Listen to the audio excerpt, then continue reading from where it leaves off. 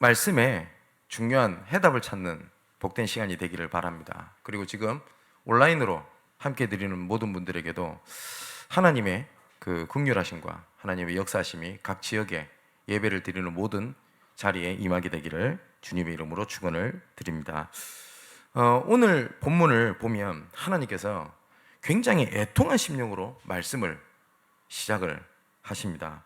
1절에 보면 어리석도다 갈라디아 사람들아, 예수 그리스도께서 십자가에 못 박히신 것이 너희 눈앞에 밝히 보이거늘 누가 너희를 꾀더냐. 그러니까 처음부터 뭐라냐, 왜 이렇게 어리석냐 라고 하나님께서 한탄을 하면서 말씀을 주십니다. 세상 사람들이 전혀 알 수 없는 그리스도라는 이름을 우리에게 주셨죠. 그런데 이 말씀은 불신자 보고 어리석다라고 하나님이 말씀하신 장면이 아닙니다. 불신자는 당연히 그리스도를 모릅니다. 그죠? 그렇기 때문에 불신자하고는 상관이 없고요. 그러니까 그리스도를 모르니까 내가 어디서부터 문제가 잘못됐고 재앙이 오는지를 모르고 당하고 있는 거 아닙니까? 그건 말할 필요가 없고, 오늘 그 하나님께서는 믿는 갈라디아 사람들, 즉 우리에게 하나님께서 하신 말씀입니다. 진짜 어리석구나. 이 축복 가운데 있는데 그 축복을 받았음에도 불구하고 그 축복 놓치고 다른 데서 뭐 하고 있냐? 라고 한탄하시는 장면입니다. 그러면서 2절부터 쭉 보니까, 2절에 보니까 너희가 이렇게 해야 된다, 저렇게 해야 된다, 이렇게 말씀하신 것을 듣고 너희가 지켜서 구원의 자리에 온 거냐? 아니면 하나님의 은혜로 믿고 그리고 구원받아서 지금까지 온 거냐? 그게 2절입니다. 3절에서 4절을 보니까 너희가 이같이 어리석으냐? 성령으로 시작하였다가 이제는 육신적인 것으로 마치려고 하냐? 너희가 이같이 많은 경험, 그러니까 괴로움을 헛되이 받았냐? 진짜 너희가 받은 복음이 그렇게 헛되냐? 라고 한탄을 하시는 장면입니다. 그러면서 5절에 뭐라고 되어 있죠?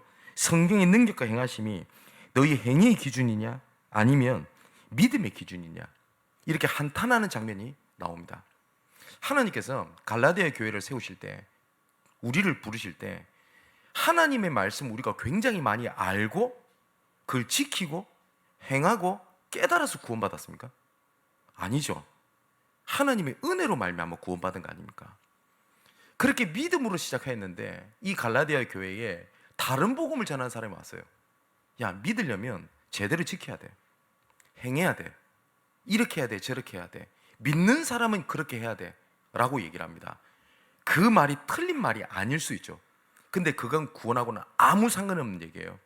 그러니까 이 갈라디아 교회가 그것 때문에 막 흔들린 겁니다.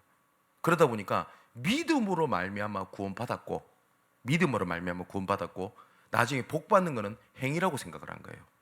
그래서 이렇게 해야 되고 저렇게 해야 되고, 그럼 이렇게 안 하니까 복을 못 받고 저렇게 하니까 복을 못 받고, 이렇게 만든 겁니다. 지금도요, 사단은요, 우는 사자처럼 두루 다니면서 이 복음의 은혜를 잃어버리게 만들어요. 복음의 은혜를. 여기 1절에 보니까 예수 그리스도께서 십자가에 못 박히신 것이 너희 눈앞에 밝게 보이거늘, 밝게 보인다라고 얘기를 하거든요.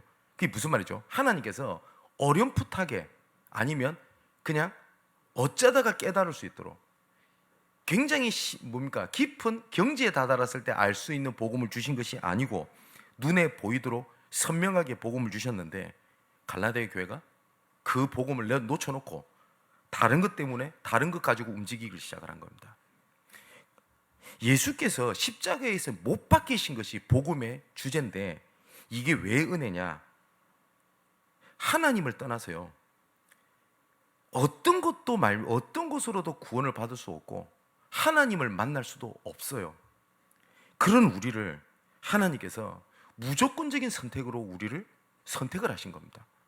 내가 하나님을 선택한 것이 아니고요, 요한복음 15장에 보니까 너희가 나를 선택한 것이 아니라 내가 너희를 선택했다 라고 분명히 말씀하셨어요. 내가 복음을 선택한 게 아닙니다.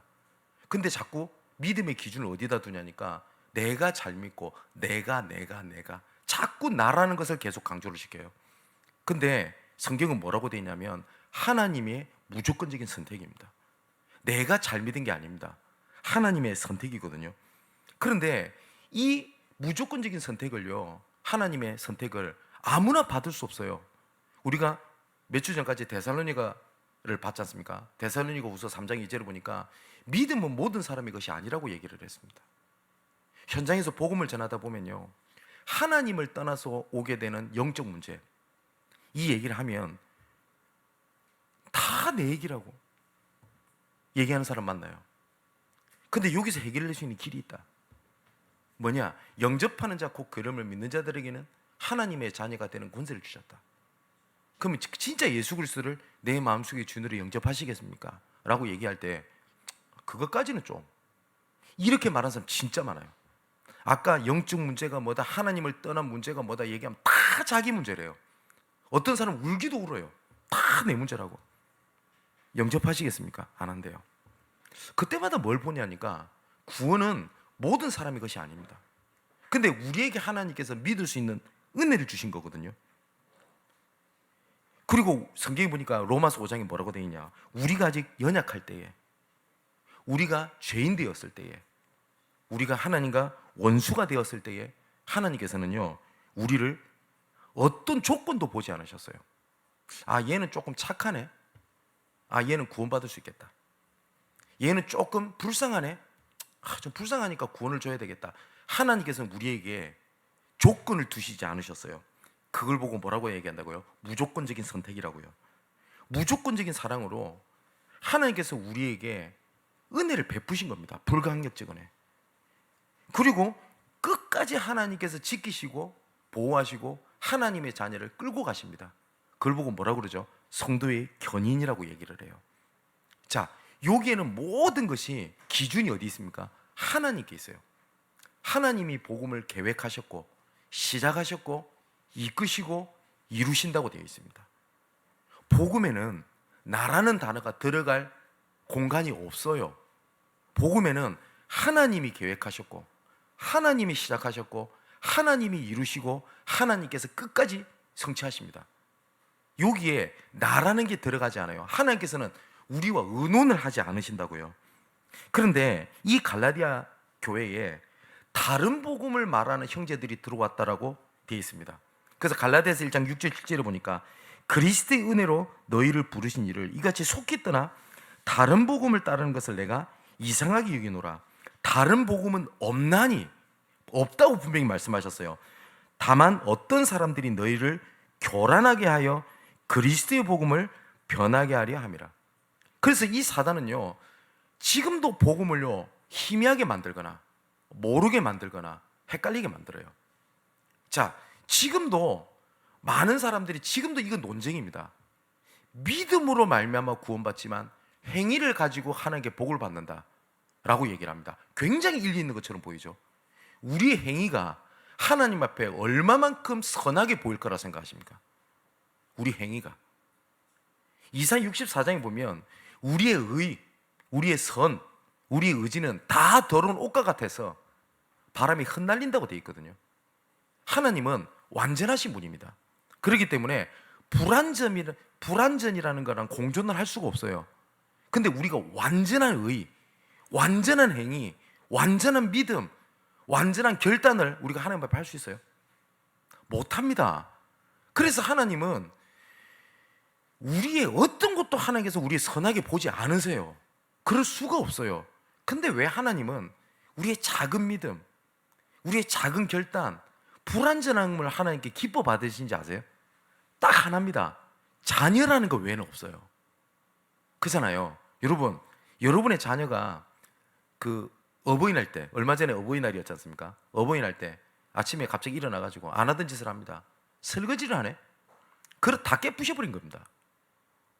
그런 걸 보면서 하지 말라는 짓을 왜 해가지고 그릇을 다 때려 부셨다서 막 뭐라고 합니까? 아니면 그 자체가 그렇게 이뻐 보입니까? 이쁘죠? 내 자녀라서 그래요. 근데 옆집 사람이 와가지고 애가 와가지고 그릇 다 때려 부셨다, 손해배상 청구해야 돼요. 그렇잖아요. 자녀라는 거 왜 없어요? 하나님께서 왜 우리 기도를 기뻐 받으신지 압니까? 자녀라는 거 외에 없어요. 근데 이 자녀가 되는 길을 하나님이 딱 한 길을 주셨다고요. 예수 그리스도 외에는 없어요. 천하인간의 권을 만한 다른 이름을 우리에게 주신 적이 없다라고 말씀하셨어요. 그래서 하나님의 기준은요, 예수 그리스도를 믿는 믿음을 보십니다. 하나님께서는 뭘 보냐? 예수 그리스도를 믿는 믿음을 하나님께서는 보세요. 그래서 이 사람의 조건이 어떻다, 부족함이 없다라고 하나님 그걸 보시지 않는 겁니다. 갈라디아 교회는 이방인 중심으로 세워졌던 교회입니다. 유대인 중심이 아닙니다. 근데 이 유대인 중심에 있는 사람들이 와가지고 이방인 중심에 있는 사람들한테 그 얘기를 하는 거예요. 예수 믿고 구원받는 건 맞아. 예수 믿고 구원받는 게 아니다라고 하면 아예 속지 않았을 겁니다. 여러분 그렇지 않습니까? 예수 외에 다른 길이 있다라면 속을 사람 누가 있어요? 예수 믿고 구원받는 건 맞아. 그런데 하나님께서 우리 유대인들에게 처음부터 행하셨던 거 있거든. 그 율법, 그 할례, 전통, 절기, 이거 지켜야 되지 않겠냐? 이렇게 나온 거예요. 유대인들이 이방인들에게. 그런데 이 이방인들이 헷갈리기 시작을 한 겁니다. 그때 상황을 생각해 보세요. 하나님께서는 유대인에게 먼저 은혜를 주신 것은 맞습니다. 그죠? 그 사람의 영향을 받을 수밖에 없었어요. 그런데 그 유대인들의 지도자급 되는 사람들이 와가지고 이렇게 얘기한 겁니다. 예수 믿고 구원받는 건 맞는데 너희들 신앙이 좀 잘못됐어. 그래도 이거 해야 돼, 저렇게 해야 돼 라고 하면 어떻게 했어요? 새 가족들이 흔들리겠죠. 그죠? 예를 들면 목사인 저 말고 다른 목사님이 와가지고 여러분들에게 그렇게 얘기를 한다면 그때부터 혼란을 막 느끼게 될 겁니다. 그죠? 그래서 오늘 6절에 이렇게 돼 있죠. 아브라함이 하나님을 믿음에 그것을 그에게 의로 정하셨담과 같으니라. 아브라함이 하나님을 믿어서 하나님께서는 아브라함을 의로 여기신 거지 아브라함에게 조건을 묻지 않으셨다. 바울이 그 얘기를 하는 거예요. 근데 이 아브라함을 왜 언급을 하냐면 아브라함을 믿음의 조상이라고 얘기를 합니다. 하나님께서는 유대인들의 믿음의 시작을 누구를 통해서 시작을 하시냐니까 아브라함을 통해서 시작을 하십니다. 그렇기 때문에 아브라함이라고 하는 존재는 굉장히 중요한 의미를 가지고 있어요. 믿음의 시작이니까. 근데 이 아브라함이 행위로 구원받았냐? 행위로 여러 가지 조건을 가지고 이 아브라함이 의로 여기심을 받았고 하나님이 사용하셨냐? 그렇지 않지 않냐? 똑같이 너희들도 똑같이 믿음으로 말미암아 아브라함의 축복을 너희도 이미 받은 거야. 이 얘기를 바울이 얘기를 하는 겁니다. 주변에서 예수 믿고 구원받는 게 아니다라고 얘기하면 헷갈릴 사람 아무도 없을 겁니다. 근데 여기다가 자꾸 다른 것을 더합니다. 그리고 빼기도 합니다. 많은 사람들이 어떻게 하냐? 율법을 지켜야 된다고 얘기를 해요.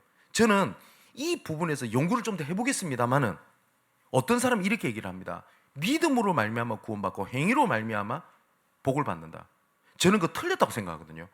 행위를 하지 필요 없다는 얘기를 말하는 게 아닙니다. 저는 그렇게 행할 수 있는 것도 하나님의 은혜지 내가 할 수 있는 것이 아니라고 생각을 합니다. 그렇잖아요. 또 어떤 사람은 그럽니다. 뭘 봐야 된다, 느껴야 된다. 그래서 뭘 체험해야 된대요. 예, 체험하는 게 나쁜 게 아닙니다. 근데 체험이 위주가 돼야 돼요? 아니잖아요. 또 어떤 사람은 그럽니다. 복을 받아야 된대요. 예, 복 받아야죠. 어떤 사람은 은사주의를 얘기를 합니다. 뭐 방언해야 돼, 뭐 해야 돼, 뭐 해야 돼. 그게 틀린 게 아닙니다. 그런데 아까 말씀드렸듯이 복음은 하나님께 기준이 있잖아요. 근데 다른 복음으로 준 것은요, 기준이 다 나한테 있어요. 내가 지켜야 되고, 내가 느끼고, 내가 받고, 내가 뭘 체험한다. 자꾸 기준이 나에게 있습니다. 그렇게 해서 자꾸 복음 외에 다른 걸 집어넣어서 복음을 변질시키고 하나님의 능력을요, 안 되게 만들어요.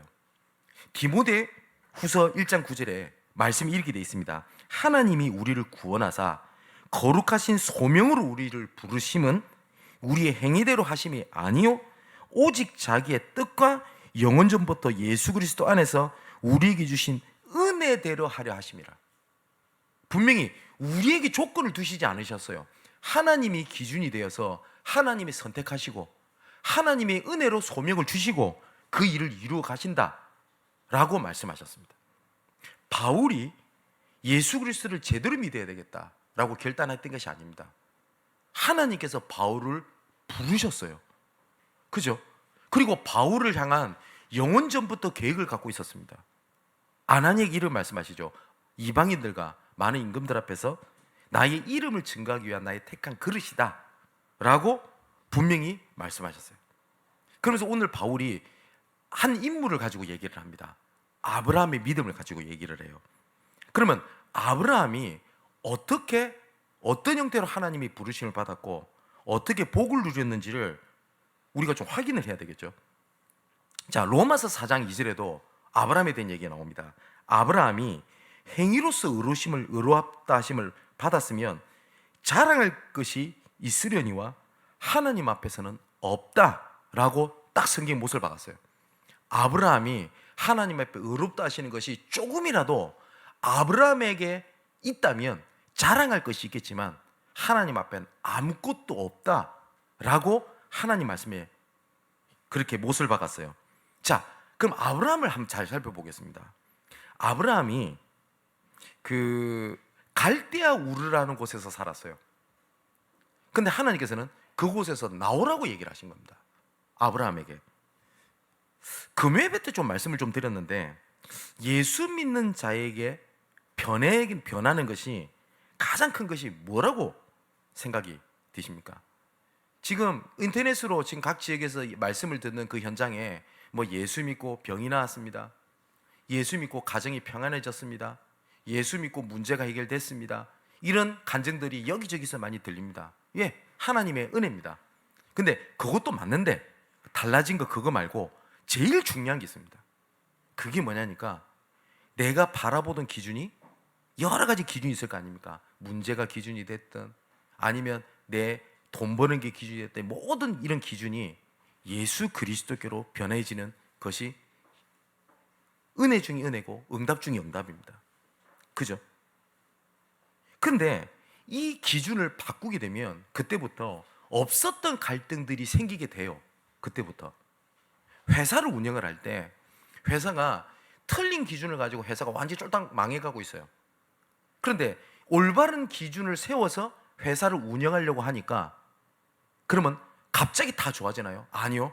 기준을 바꾸면 그때부터 갈등이 막 생깁니다. 안 하던 걸 해야 되거든요. 내가 느끼지 못한 걸 해야 되거든요. 내가 내 자신이 하나님이 아닌 다른 것의 기준을 삼고 살아가다가 하나님의 기준이 되어서 살아가려고 하니 갈등이 안 생기던 것들이 갈등이 생기게 돼요. 그죠?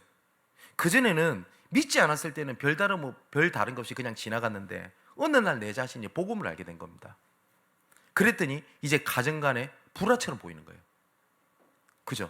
우리 남편이, 우리 아내가, 내 자녀가 복음을 알지 못하다 보니 영적으로 통하지가 않는 거예요. 새로운 갈등이 생기게 됩니다. 그죠? 예전에는 그냥 돈 버는 위주로 살아갔어요. 근데 직장 현장에 갔더니 그게 아닌 겁니다. 그래서 직장 현장에서도 갈등이 생기게 되고요. 예전에는 뭐가 좀 내한테 좀 좋을까? 내가 하고 싶은 것을 해야지. 이렇게 살다가 하나님께서 복음을 주시고 난 다음에 거기서 내가 생각지도 못했던 새로운 갈등이 생기기도 합니다. 왜냐하니까 기준이 바뀌었기 때문에 그렇습니다. 그거는 내가 예수 믿고 난 다음에 자꾸 목사님 없던 갈등들이 생깁니다. 그 문제 아닙니다. 내가 올바르게 믿고 있다는 증거입니다.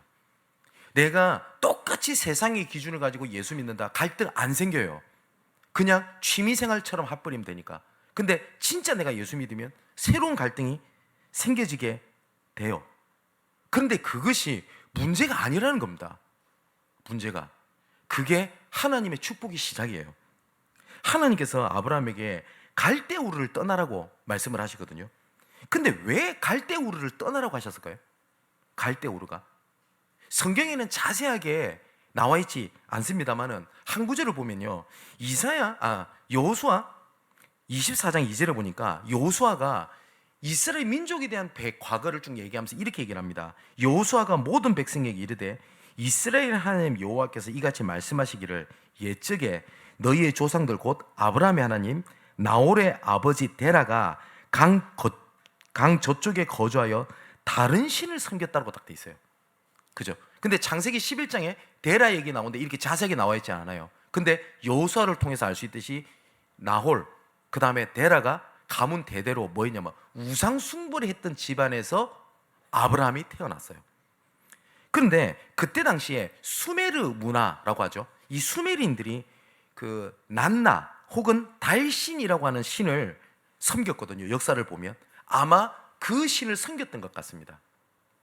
그래서 그 요세푸스라고 하는 학자가 있는데 이 역사가가 기록했던 걸 보면 이 데라는요 우상을 만들고 뿐만 아니라 그 우상을 팔고 그걸 빌려주고 하면서 먹고 살았다고 기록되어 있습니다. 근데 여기서 아브라함이 태어났다니까요. 근데 하나님은 아브라함을 택하셨어요. 근데 보세요. 그 가족들은 당연히 그렇게 먹고 사는 게 기준이 되기 때문에 아무런 문제가 안 된 겁니다. 근데 아브라함 그게 부딪혔어요. 그래서 유대인 전승에 하면 이 아브라함이 아버지가 그 우상을 만들어서 먹고 사는 것을 굉장히 역겨워했다고 합니다. 아브라함이. 그래서 어떻게 하냐니까 그 갈대아 우르 지방에서 우상을 대표적으로 만들어서 먹고 살았던 데라 그 집의 아들이 그잖아요. 그쪽 지역의 우상의 대표격이었단 말이에요. 아브라함이 그 우상을 다 때려 부셔버린 겁니다. 유대인 전승에 하면 그것 때문에 갈대아 우르에 있는 모든 족속들에게 아브라함은 핍박을 받고 박해를 받습니다. 갈등 보세요. 이게 아브라함에게는 문제입니까? 아닙니다. 그러고 난 다음에 이제는 나홀이 죽고 데라가 죽고 난 다음에 창세기 11장 28절을 보니까 아버지와 가족들이 다 죽었어요. 보세요. 그나마 우상을 다 때려 부셔도 그 지역 사람들이 아브라함을 핍박을 해도 데라라고 하는 우상을 만드는 아버지가 있었기 때문에 어느 정도 보호막이 됐을걸요. 근데 아버지까지 죽었어요. 그러면 당연히 아브라함은 우상을 만들어 파는 일을 대를 이어서 업을 하지 않겠죠.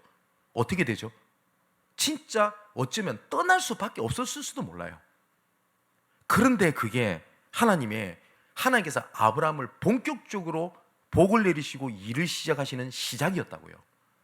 아브라함에게도 갈등이 생겼어요. 그래서 창세기 12장에 떠나라 라고 말씀하셨습니다. 근데 떠나라가 중요한 게 아니에요. 창세기 12장 1절을 보면 떠나서 내게 보여줄 땅으로 가라. 새로운 갈등이 왔을 때 갈등을 보라는 게 아니라 새로운 기준을 보게 하신 거예요. 똑같습니다. 하나님께서는 우리가 믿고 난 다음에 특히 우리 새가족분들 금요 말씀 메시지 꼭 확인하시고 붙잡으셔야 돼요. 새로운 갈등 생겨요. 근데 그게 문제가 아니라니까요.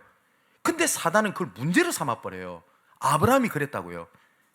자, 그리고 난 다음에 하나님께서 뭐라고 말씀하시냐면 이제 너를 복을 다하여서 너를 통해서 모든 만방이 복을 얻게 하겠고 너를 보기 시작을 하겠다. 너를 통해서 하나님이 선택하셨고요. 그죠? 하나님이 떠나라고 말씀하신 겁니다.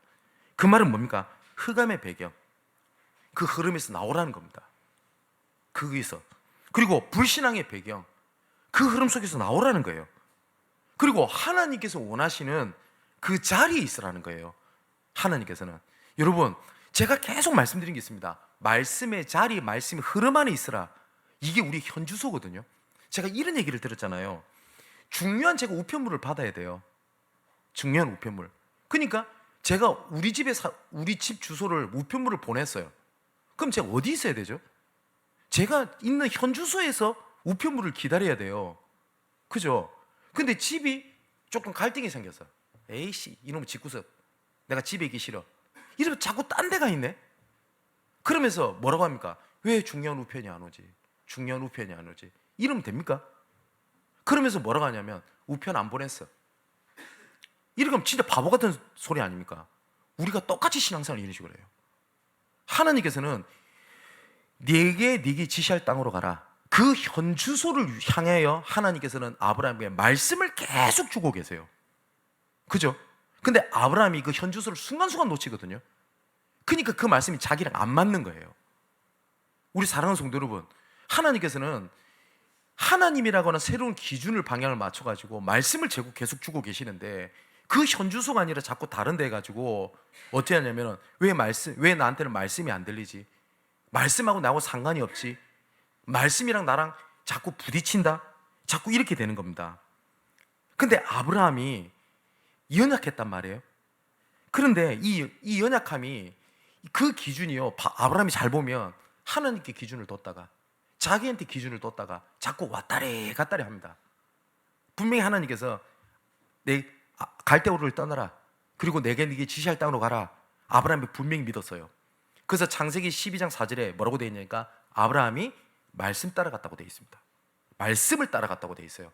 그리고 히브리서에 보면 아브라함이 갈 바를 알지 못하고 믿음으로 갈대우를 나왔다고 되어 있습니다.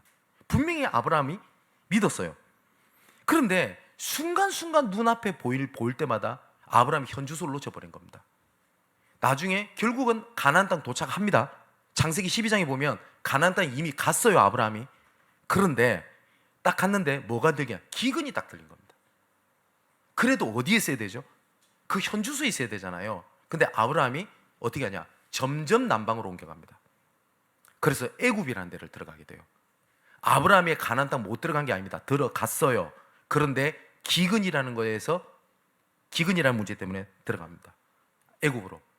거기서 계속 문제가 닥치죠. 근데 이 아브라함이 하나님의 말씀을 믿었는데 자기 기준으로 믿어요. 어떻게 믿냐니까 너를 통해서 만방의 복을 얻을 거야. 그리고 다 떠나라 했는데 누굴 데리고 가냐? 조카 롯을 딱 데리고 갑니다. 근데 이 조카가 부모가 없거든요. 데리고 가요. 근데 이것이 아브라함의 불신앙이다 라고만 할 수 없는 것이, 생각을 해보세요. 여러분 가정에 조카가 고아가 돼 있어. 그냥 놔두겠어요? 1년도 안 맞죠. 그죠? 근데 아브라함이 불신한 건 데리고 갔다가 아니라 제가 봤을 때는 자기 상황을요 하나님의 말씀과 딱 교묘하게 타협을 당합니다. 아, 하나님께서 나를 통해서 만방이 복을 얻게 하겠다고 했으니까 이 조카도 우리 집안 사람이잖아. 그렇잖아. 그러면 이게 내 조카를 통해서 대를 이으면 되지 않아? 라고 타협을 딱 합니다. 하나님의 말씀을 자기 상황이 딱 맞게 교묘하게 딱 맞춰요. 맞아 보이거든요. 데리고 나갑니다. 근데 하나님께서 아브라함에게 아니, 조카로 내보내. 이 말이 어떻게 들렸을까요? 여러분, 내가 어느 날 믿음의 결단을 할 때 자녀 문제를 내려놓고 하나님 앞에 서라. 안 될걸요? 아브라함이 똑같이 말씀하신 거예요. 조카로 내보내. 여러분, 내가 지금 당장 눈앞에 경제 문제 와 있는데 그거 내려놓고 하나님 앞에 엎드려 아멘 하면서 실제로 내가 안 되잖아요. 근데 하나님 그걸 딱 지시를 하신 거예요. 여러분, 아브라함의 이 인생을 보면 알겠지만 조카 롯을 내보낸 게 조카 롯도 살리고 아브라함도 살리는 길이었어요. 그죠? 근데 이걸 모르면 하나님께서는 어떻게 이렇게 매정합니까? 가족을 버리라니요. 아니, 자녀 문제 때문에 이제 내가 죽을 판인데 자녀 문제 내려놔 버리라는데 됩니까? 이런 식으로 나오는 거예요. 근데 아브라함은 끝까지 조카 롯을 끌고 이끌어가거든요. 근데 아브라함이 그 말을 나중에 알아들어요. 내보내요. 또 나중에 아브라함이 또 실수합니다. 어떤 실수를 하냐니까 내가 너에게 자녀를 줄 거야. 근데 자기는 아기를 낳을 수 있는 게 돼요. 근데 자기 아내 사라가 아기를 못 낳는 거예요. 그래서 어떻게 하냐? 뭐지? 그럼 어떻게 하죠? 내 상황이 이럴지라도 하나님께서 말씀하셨으니 말씀대로 되리라고 저는 믿습니다. 그게 믿음이잖아요. 내 상황이라 또 딱 뭡니까? 딱딱 맞아 떨어져요. 어떻게 하냐? 그 하필이면 그때 자기 아내가 자기 여자 종을 소개를 합니다. 하갈이라는 여종. 야, 이 여자가 내 여종이 있는데 당신이 이 여자애를 통해 가지고 자녀를 놓으면 그 당신 씨 아니야. 그렇잖아. 나는 아기를 못 낳아. 당신도 알다시피. 근데 하나님께서 약속하셨잖아. 이게 하나님 계획이 아닐까? 보세요.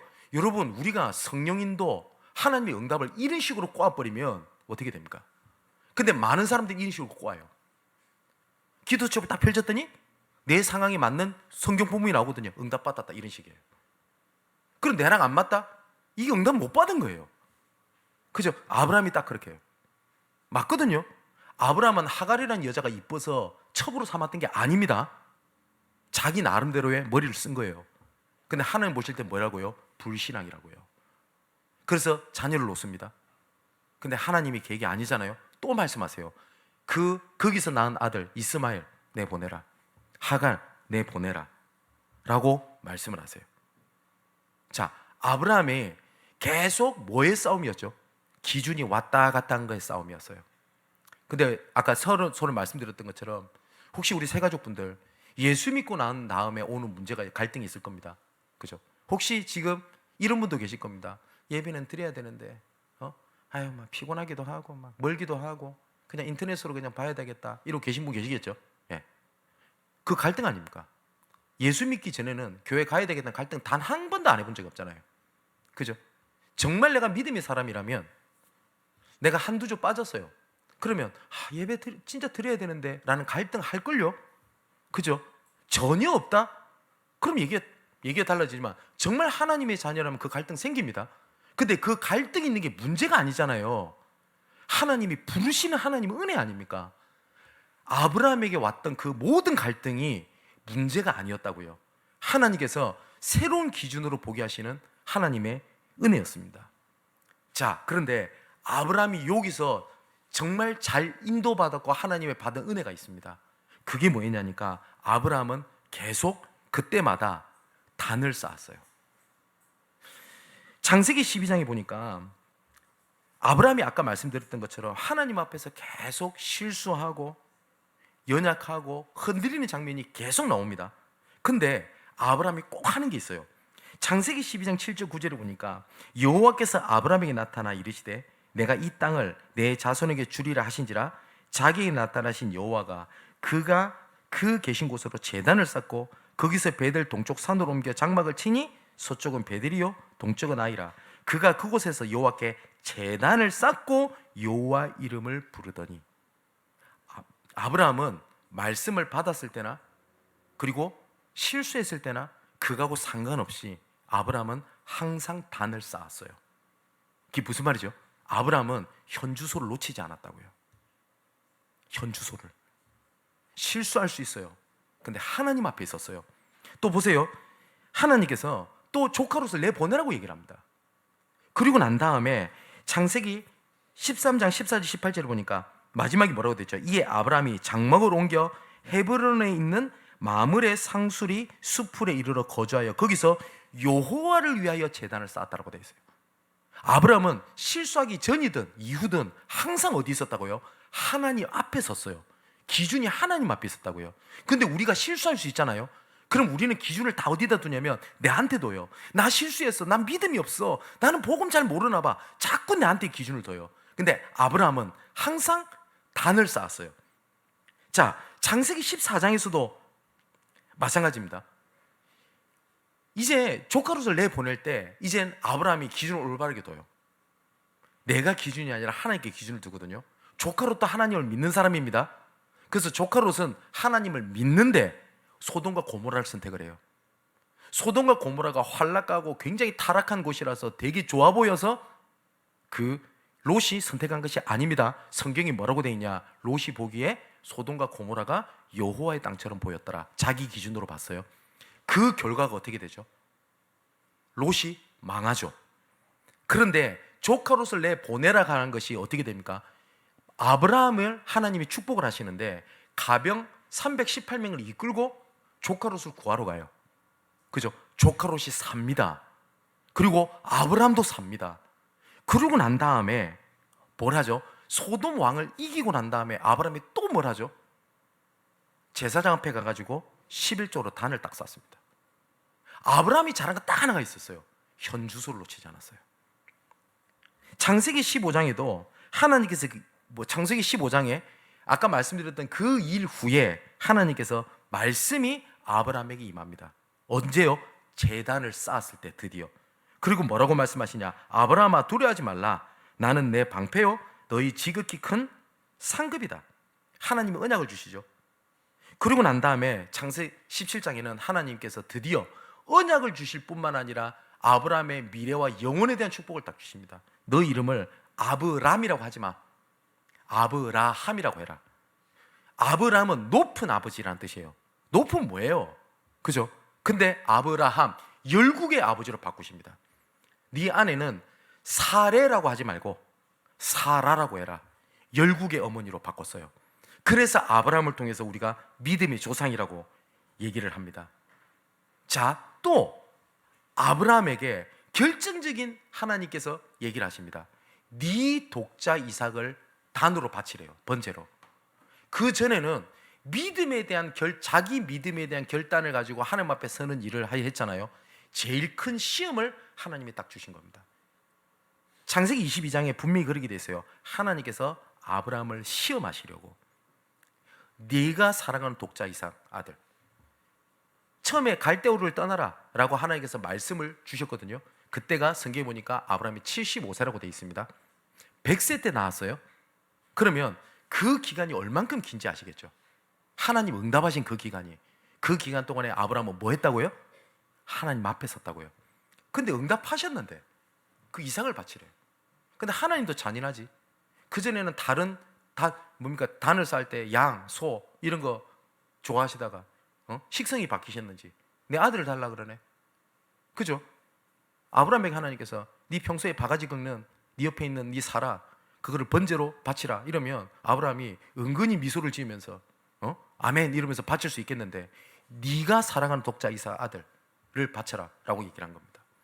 근데 아브라함이 안 흔들렸을까요? 전혀 안 들렸다, 안 흔들렸다라고 얘기하신 분인데 저는 그렇게 보지 않습니다. 아브라함은 우리하고 똑같은 사람입니다. 냉혈한이 아니거든요. 흔들렸을 거예요. 근데 아브라함이 딱 하나 바뀝니다.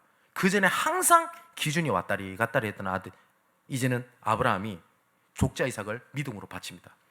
히브리서 11장에 어떻게 돼 있냐? 하나님이 이삭을 살리실 것이라고 아브라함 믿었다고 돼 있어요. 아브라함은 하나님이 기준이었어요. 그때 하나님께서 어떻게 하시죠? 그 독자 이삭이 죽어야 되는데 수풀에 양이 뿔이 걸려가지고 있어요. 그래서 뭐라고 하냐? 그 양을 대신해서 번제를 바치게 해요. 누굴 얘기하죠? 예수 그리스도를 얘기를 해요. 하나님께서는 아브라함을 위해서도 뿐만 아니라 이삭을 위해서 하나님께서 그렇게 하신 겁니다. 그러면서 뭐라고 약속을 하셨냐? 네게 큰 복을 주겠다. 그리고 내 씨로 성하게 하겠다. 대적의 문을 얻게 하겠다. 천하 만민이 내 씨로 말미암아 복을 얻도록 하겠다. 그 단을 쌓았던 것이 영원한 축복으로 되게 된 겁니다. 이제 결론을 맺겠습니다. 여러분, 아브라함이 딱 하나 잘한 게 있죠. 현주소를 놓치지 않는 단을 쌓는 것이었어요. 오늘 6절에 보니까 아브라함이 하나님을 믿음에 그것을 그에게 의로 정하셨다 함과 같으니라. 하나님께서는 아브라함과 같은 응답, 아브라함 같은 증거를 주시겠다고 약속을 하신 거거든요. 자, 아브라함이 믿음으로 말미암아 의로 여김을 받았고 또한 의로 옮기시고 하시고자 하는 계획을 하나님이 이루셨거든요. 아까 아브라함의 여정을 쭉 얘기했잖아요.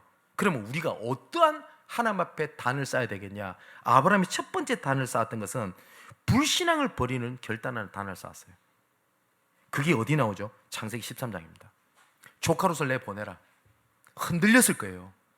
그죠? 아니, 조카로 지켜야 되는데 내 형님의 아들인데 얘는 어떡하지? 그때 자기 갖고 있는 불신앙을 내려놓는 단을 쌓았어요. 창세기 14장에는 주실 언약을 확신하는 단을 쌓습니다. 맞죠? 또 창세기 22장에는 주신 언약을 이제는 발견하는 단을 쌓습니다. 뭘 발견하게 되죠? 아브라함이 그때 여호와 이레. 여호와 이레가 뭡니까? 하나님께서 모든 것을 준비하셨다, 예비하셨다. 그래서 아브라함 그때부터 어떤 문제가 와도 흔들리거나 어떤 문제가 왔다고 방황하거나 하지 않았습니다. 자, 그리고 이 아브라함은 죽는 그 순간까지 누렸다라고 돼 있는데 예수님께 직접 하신 말씀입니다. 요한복음 8장 56절에 보니까 너희 조상 아브라함은 나의 때를 볼 것을 즐거워하다가 보고 기뻐하였다. 단을 쌓았다라고 돼 있습니다. 사랑하는 성도 여러분, 내가 하나님 앞에 설 때 단을 쌓는 하나님의 정말 축복을 누리고 체험하게 되시기를 주님의 이름으로 축원을 드립니다. 근데 많은 사람들이 문제가 오거나 응답이 하게 되면 현주소를 놓치거든요. 저는 짧은 인생을 살았지만 제 인생을 변화시켰던 몇 가지 기도가 있습니다. 신학교를 저는 그만두려고 그랬어요. 저는 전도가 되어지지 않더라고요. 언젠간 되겠지. 그건 단을 쌓는 게 아니잖아요. 언젠간 되어지겠지. 그건 단을 쌓는 게 아니잖아요. 뭐죠? 자포자기 하는 거 아닙니까? 근데 하나님 은혜를 주셨어요. 신학교를 그만두기 전에 딱 일주일만 기도해보자.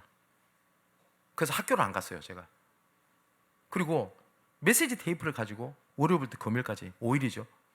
말씀 듣고 기도하고 밥 먹고 자고 말씀 듣고 기도.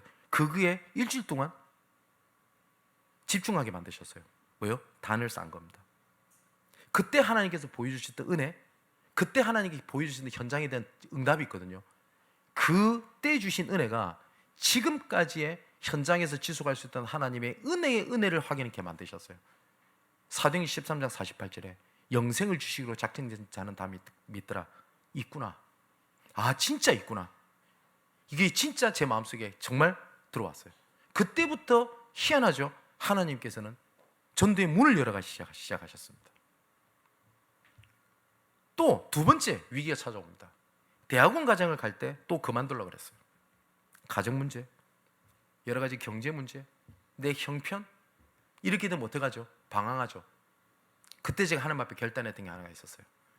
지금부터 모든 훈련과 하나님 앞에 예배 앞에 내가 단을 쌓는다. 그때 하나님께서 제게 주셨던 언약이 목양실에 붙어 있지 않습니까? 세계적 캠프 군단 이라는 단어가 제 가슴 속에 하나님 말씀을 주셨어요. 많이 부족합니다만은 그 말씀대로 지금 그 이후로 20년간을 하나님께서 끌어오셨습니다. 전도사 시절 때입니다. 경제적으로 너무 힘든 거예요. 아닌 말로 이 돈 갖고 어떻게 먹고 살지? 근데 그때 제가 경제 걱정하고 있는 제 자신 너무 비참한 거예요. 하나님 앞에.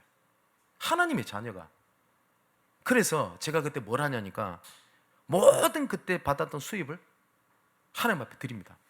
거기다 뭐라고 썼냐? 제 모든 것을 드렸으니 하나님께서 내 모든 것을 책임지십시오.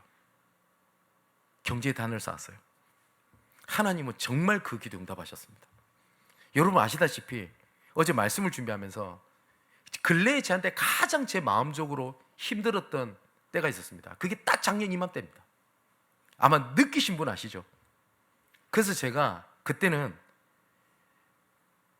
한 보름 동안 제가 아무것도 안 하고 제가 하나님 앞에 엎드리거든요. 아무것도 안 하고 정말 진짜 아무것도 안 했어요. 성경책 하나 그리고 물 딱 끝. 밥 먹는 거 외에는 하나님 앞에 엎드렸어요. 그때 정말 단을 쌓았을 때 하나님께서 그 이후에 흔들리지 않을 하나님의 답을 말씀을 통해서 얘기해 주셨어요. 여러분 그게 우리 현주소잖아요. 근데 사랑하는 성도 여러분 우리 어떻게 하고 있죠? 그러면서 얘기한 겁니다. 어리석도다 갈라디아 사람들아, 하나님께서 복음에 어마어마한 비밀을 주셨는데 너 지금 거기서 뭐 하고 있어? 그 말이 흔들리고 있어? 아유 되겠지 언젠간. 그게 믿음인 줄 알아? 라고 얘기를 하는 겁니다. 믿음으로 말미암아 아브라함의 축복, 단을 쌓는 축복이 한 주일 동안 일평생 여러분들에게 임하게 되기를 주님의 이름으로 축원을 드립니다. 사랑하는 성도 여러분, 자녀 문제, 경제 문제 있을 때 하나님께서 말씀하십니다. 그것을 떠나서 내 앞에 서라. 근데 그거 놓치면 아무것도 안 될 것 같죠? 진짜 끝날 것 같죠? 근데 하나님께서 그거 놓으라고 합니까? 놓으라고 하십니다. 근데 그게 끝나는 게 아닙니다. 그것도 살리고 나를 살리는 하나님의 계획입니다. 정말 단을 쌓는 축복이 있게 되기를 바랍니다. 기도하겠습니다. 어떤 것으로도 할 수 없는 것을 예수 그리스도로 믿는 믿음으로 아브라함이 하나님을 믿음에 그것을 의로 여기신 것 같이 우리에게 믿음을 주시고 그 믿음을 의로 여기사 믿음으로 아브라함 자손의 복의 증거를 주신 아버지 하나님께 감사함을 드립니다. 예수 그리스도께서 십자가에 못 박히신 복음의 은혜를 눈앞에 밝게 보게 하시고 복음의 은혜를 놓치게 만드는 세상 소리와 유혹 속에서 주의 순결한 신부와 같이 오직 복음의 은혜 앞에 현주소에 거하게 하여 주옵소서. 모든 것 앞에 단을 쌓고 모든 그 뒤에 단을 쌓았던 믿음을 보시고 믿음의 시작을 아브라함에게 하신 하나님의 증거를 보고 듣게 하셨습니다. 불신앙을 버리는 결단의 단을 쌓게 하옵소서.